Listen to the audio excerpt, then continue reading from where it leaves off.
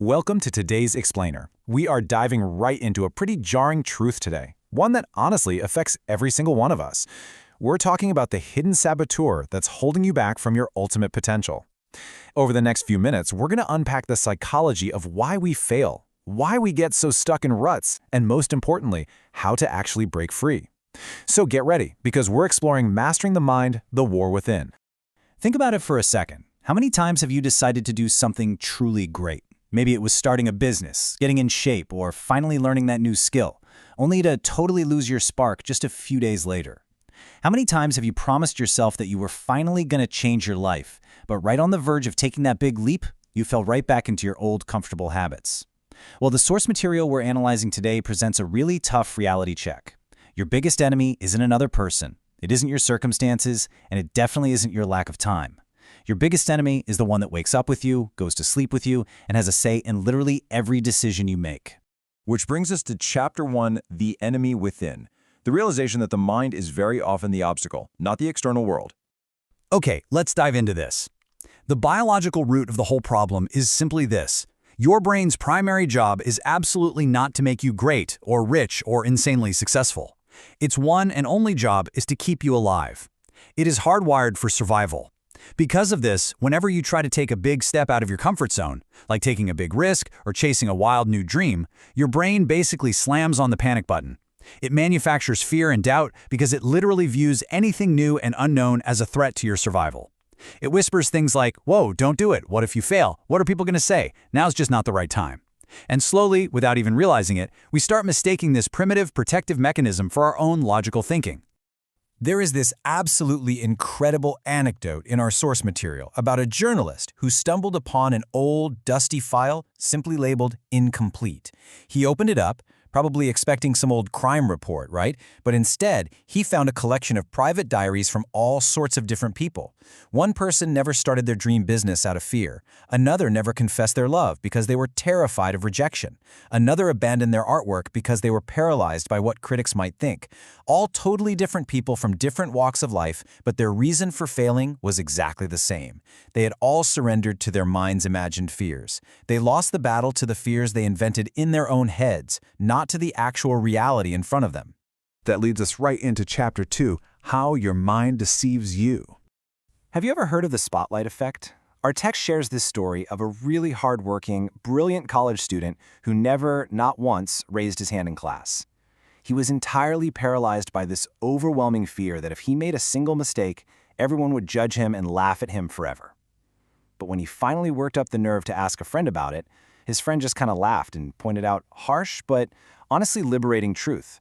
Most people are way too busy worrying about their own messy lives to even notice yours.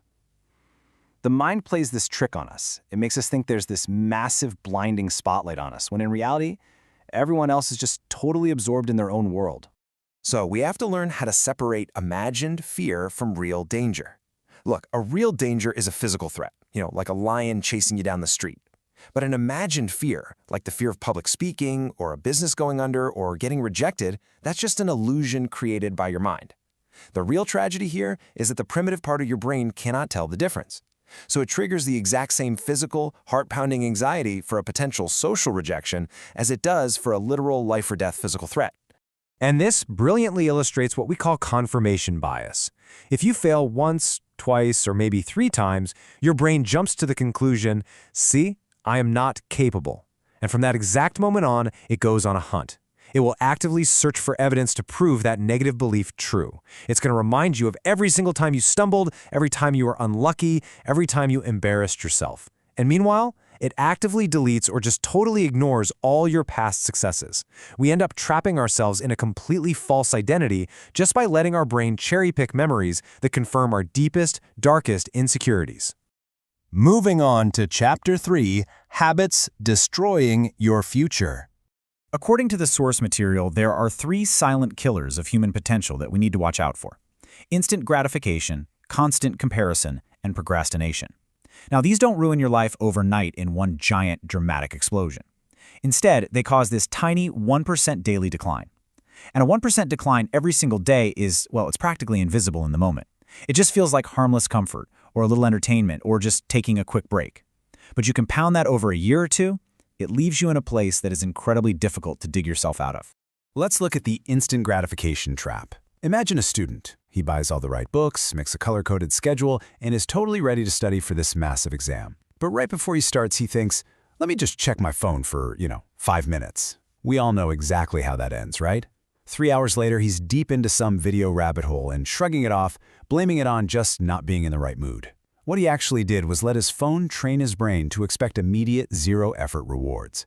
And when your brain gets used to that kind of instant dopamine hit, putting in long-term, delayed effort feels physically impossible. Then we have the absolute poison of constant comparison. The source describes another diary from that journalist's file we talked about earlier. This one belonged to a highly talented musician. This guy wrote that he loved making music, but every single time he saw someone else succeeding online, he just hated himself. He ended up spending way more time comparing himself to strangers than actually practicing his craft. Because when you focus all your energy on watching other people walk their paths, you completely stop walking your own.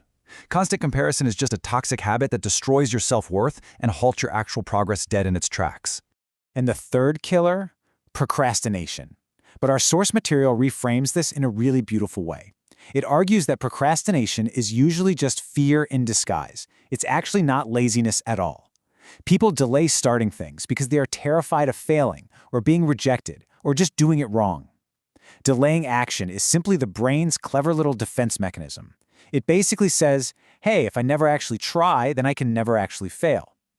But leaving a big task undone just creates this heavy, permanent mental burden that drains your confidence over time. Which brings us to the solution. Chapter 4, The Hidden Power of Focus. Think about sunlight for a second. Sunlight scattered over the surface of the earth just provides a nice, gentle warmth. But if you take that exact same sunlight and you focus it through a magnifying glass onto a single, tiny point, it creates literal fire. The human mind works the exact same way. A scattered mind running around trying to do 100 different things at once achieves very, very little. But a deeply focused mind, channeling all of its energy into one single pursuit, is utterly unstoppable. But reaching that level of true focus means you have to overcome what the text calls mental noise. Consider the story of a struggling young athlete from the source material. This kid had all the talent in the world and put in crazy hours, but he just wasn't getting the results. His coach finally pulled him aside and asked, when you are out here practicing, is your mind actually here or is it somewhere else? And it hit the athlete like a ton of bricks. While his physical body was in the room, his mind was totally drowning in mental noise. He was worrying about social media, stressing over his future, and analyzing everybody's opinions. Just showing up physically isn't enough. Your mind has to be in the room too.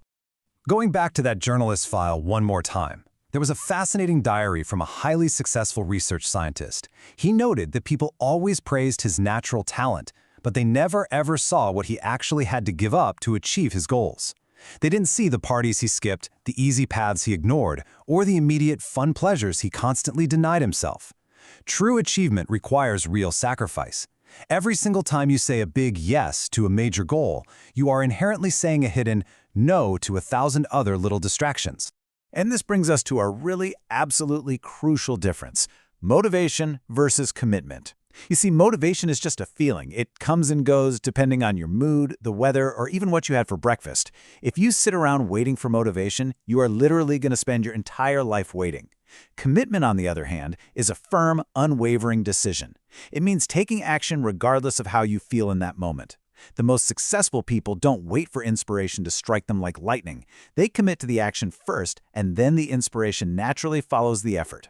Finally, Chapter 5, Conquering Yourself to Win. The very last document in that journalist's incomplete file wasn't even a diary entry. It was just an anonymous letter. The author wrote that they had spent their entire life waiting for the perfect moment. They were waiting until they were perfectly confident, perfectly prepared, and perfectly fearless. And the heartbreaking realization they had at the very end of their life was simply this: no one is ever completely ready. Waiting for the perfect time is just another invisible mental prison designed by your brain to keep you safely doing nothing. So, here is the actual formula for change. Listen closely. You do not get rid of fear before you act. That's a myth. Step 1 is just to simply acknowledge the fear. Say, okay, I'm scared. Step 2 is to take action despite that fear. And step 3 is watching your identity completely rewrite itself in real time. True confidence doesn't just magically materialize out of thin air before you start. Confidence is the reward you earn after you take that first scary step into the unknown. When you're making that choice to finally act, you have to weigh two very different types of regret against each other. The text makes such a poignant observation here. People rarely break down at the end of their lives over trying something and failing at it. Because failure is just a lesson, right? The true heartbreak, the kind of pain that actually destroys people from the inside out, comes from the agonizing thought of, what if? The regret of never trying, of knowing you had the potential but let your fear win, is a far, far heavier burden to carry than the temporary, fleeting sting of a failure. Because at the end of the day, the most powerful person in the world isn't the one who controls armies or massive wealth or other people. The most powerful person is the one who controls their own mind. Because if you can conquer that enemy within, if you can push past the manufactured fears, those deceptive cognitive biases, and those destructive little habits, then the external world has absolutely nothing left to defeat you with. True victory is always, always an internal conquest first. So I want to leave you with this highly provocative question straight from our source material today. Think about this honestly. If your life looks exactly the same in 5 years, will you be happy? Will you be satisfied knowing that you just thought about your dreams, but you never actually fought for them? Look, inspiration fades fast. Don't wait for a feeling to hit you. Make one small, real decision today. Change one tiny habit. Face one fear. Just take one step, because your future is waiting for you on the other side of your own mind. Thanks so much for joining me on this explainer, and I'll see you next time.